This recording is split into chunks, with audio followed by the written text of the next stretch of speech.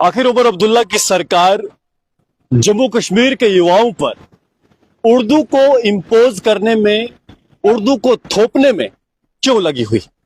जी हां, सवाल उठेंगे क्योंकि सरकार कुछ ऐसा ही कर रही है। आप सब जानते हैं कि नायब तहसीलदार की पोस्ट का लंबे समय से जम्मू कश्मीर में इंतजार हो रहा है। आज उसकी रिक्रूटमेंट नोटिफिकेशन निकली। 75 पदों पर अब फॉर्म भरे जाएंगे। लोग खुश जरूर थे, युवा खुश जरूर थे जिसने इस पोस्ट के लिए अप्लाई करना था, पर वो सारा सुख जो एक पोस्ट के निकलने से एक एस्पिरेंट के अंदर आता है, दुख में तब बदल गया जब उसमें उर्दू इंपोजिशन की बू आने लगी, बदबू आने लगी। जी, ऐसा क्यों है? ऐसा इसलिए क्योंकि नायब तहसीलदार की पोस्ट के लिए एक बार फिर से उर्दू के ज्ञान को, उर्दू के नॉलेज को कंपलसरी कर दिया गया है। यानी अगर आपको उर्दू का नॉलेज नहीं है तो आप इस एग्जाम को पास नहीं कर पाएंगे और आप नायब तहसीलदार नहीं बन पाएंगे, और आपका जो सपना है, जो बीते लगभग 10 साल से आप देख रहे हैं, तैयारी कर रहे हैं लंबे समय से नायब तहसीलदार बनने की, वो अधूरा रह जाएगा क्योंकि आपको सिर्फ उर्दू नहीं आती। इसके कारण जम्मू कश्मीर में 5 ऑफिशियल भाषाएं। आप सब जानते हैं कि साल 2020 में जब जम्मू कश्मीर में गवर्नर रूल था, Jammu and Kashmir official language act के अंदर बदलाव किया गया जिसमें 5 भाषाओं को ऑफिशियल लैंग्वेज का दर्जा दिया गया। इसमें उर्दू तो थी ही, उसके साथ इंग्लिश, डोगरी, हिंदी, इनको भी जोड़ा गया। कुल 5 भाषाओं को ऑफिशियल लैंग्वेज का दर्जा दिया गया। पर आज और उसके बाद 2020 के बाद 2022 के नवंबर 29 को जम्मू कश्मीर के या फिर नेशनल पोर्टल्स पर भी एक खबर छपी कि जम्मू कश्मीर में भी अब उर्दू जो नायब तहसीलदार या फिर पटवारी की पोस्ट के लिए जो उर्दू कंपलसरी होती थी उसे हटा दिया गया। हालांकि इसको लेकर कोई ऑफिशियल नोटिस या कुछ इस तरह का नहीं निकला, सिर्फ अखबारों में छपा, और छपा इस हिसाब से कि ऑफिशियल्स द्वारा कई सारे अखबार के संपादकों को ऐसा कहा गया कि नायब तहसीलदार और पटवारी की पोस्ट के लिए उर्दू की कंपल्शन को हटा दिया गया। सेम चीज लद्दाख में भी देखने को मिली। हालांकि लद्दाख में ऑफिशियली हटाया गया और उसको वहां के एमपी द्वारा भी सोशल मीडिया पर खुशी जाहिर करते हुए साझा किया गया। पर आप देखिए कि अब जब 2024 में एक बार फिर से नायब तहसीलदार के पदों के लिए पोस्ट निकली है, उसमें आप सोचिए कि एक बार फिर से उर्दू को इंपोज किया जा रहा है। इनडायरेक्टली स्टेट स्पॉन्सर कर रही है उर्दू के इंपोजिशन को। जब हम जानते हैं कि जम्मू कश्मीर का एक बड़ा भाग उर्दू भाषा को नहीं जानता है। आप जानते हैं कि जम्मू कश्मीर में इस समय 2 मुख्य भाग, एक जम्मू और एक कश्मीर।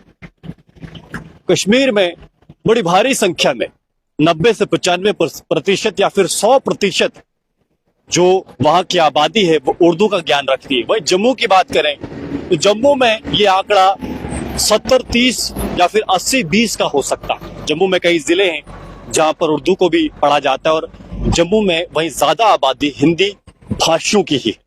अब आप ये सोचिए कि जब आप इन पदों के लिए अप्लाई करेंगे तो कौन इस पद के लिए अप्लाई कर पाएगा? और इतनी महत्वपूर्ण पोस्ट नायब तहसीलदार, रेवेन्यू का जो रिकॉर्ड रहता है या फिर जो सारी संबंधित इससे चीजें होती है वो नायब तहसीलदार या फिर उससे ऊपर तहसीलदार के हाथ में रहती है। और जब इसमें सिर्फ एक रीजन के या फिर एक भाषी लोग रहेंगे तो उससे दूसरे भाषी या दूसरे जो इलाका है, जम्मू संभाग जो है, उस इलाके के लोगों में कैसे संशय पैदा हो सकता है वो आप सब जानते हैं। तो अब आप सोचिए कि आखिर ऐसा हो क्यों रहा है?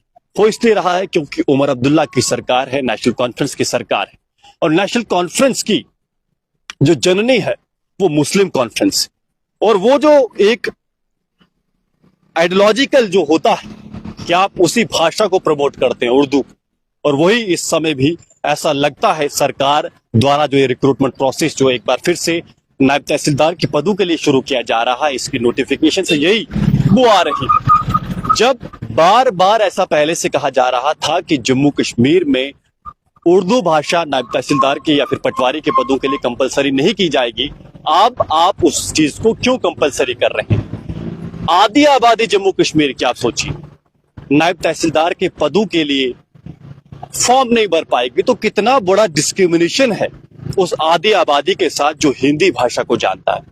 क्या गलती है उनकी? और साथ में अब बात तब भी खड़ी उठती है कि जब 2020 में जम्मू कश्मीर में ऑफिशियल लैंग्वेज एक्ट के अंतर्गत जम्मू कश्मीर में 5 भाषाओं को ऑफिशियल लैंग्वेज का दर्जा दे दिया गया है और इसमें हिंदी भी शामिल है, कश्मीरी भी शामिल है, डोगरी भी शामिल है और उसके साथ साथ उर्दू और अंग्रेजी तो है ही। इस हिसाब से अब इस चीज को लेकर लोगों में बहुत ज्यादा गुस्सा देखने को मिल रहा है।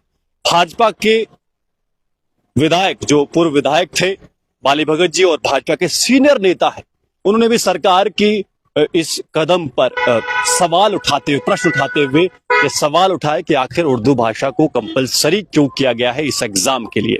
उसके साथ साथ मनोज खजूरिया जी एक एक्टिविस्ट थे जम्मू कश्मीर पे, लगातार बात करते हैं, उनके द्वारा भी इसमें महत्वपूर्ण बात उठाई गई है कि आखिर एक बार फिर से ये जो इम्पोजिशन की जा रही है या फिर जानबूझकर नायब तहसीलदार जैसे एक इंपॉर्टेंट पोस्ट के लिए सिर्फ उन्हीं भाषा वाले लोगों को लिया जा रहा है जो उर्दू के जानकार हैं, ये भी अपने आप में सरकार की मंशा पर प्रश्न उठाता है। साथ में समस्या यही नहीं, आप सोचिए कि जम्मू कश्मीर में आज से कुछ महीने पहले सरकार बनने के कुछ समय बाद ही एक कमेटी का गठन किया गया था, जिस कमेटी में कहा गया था कि आज से 6 महीने बाद एक रिपोर्ट आएगी रैशनलाइजेशन ऑफ रिजर्वेशन को लेकर। वो रिपोर्ट अभी आनी बाकी है और उससे पहले ही एक बार फिर से सरकार द्वारा एक बड़ा रिक्रूटमेंट प्रोसेस किया गया है और इसमें रैशनलाइजेशन ऑफ रिजर्वेशन जैसी पॉलिसी जो होनी चाहिए थी इंप्लीमेंट, वो नहीं हुई। तो ऐसे में सरकार की मंशा पर बार बार सवाल उठ रहे हैं, आखिर सरकार चाहती क्या है? जो सरकार बात कर रही है कि सबके साथ बराबरी की, तो सरकार बात कर रही है इक्वालिटी की, आज सरकार फिर से उसी कदम पर चल रही है। और याद रखिए कि ये वही कदम है जिनके चलते जम्मू कश्मीर से आर्टिकल 370 हटा और जम्मू कश्मीर का जो स्टेट का दर्जा है वो हटकर यूनियन टेरिटरी में हो गया। कुछ दिनों पहले प्रधानमंत्री मोदी जी का जम्मू कश्मीर के कटरा में आना हुआ था, वहां पर भी आप सोचिए उमर अब्दुल्ला जी ने बात कही थी कि मेरी डिमोशन हुई है और एलजी मनोज सिन्हा जो उस समय मिनिस्टर ऑफ स्टेट थे रेलवे में, उनकी प्रमोशन हुई और आज वो लेफ्टिनेंट गवर्नर है, एलजी है।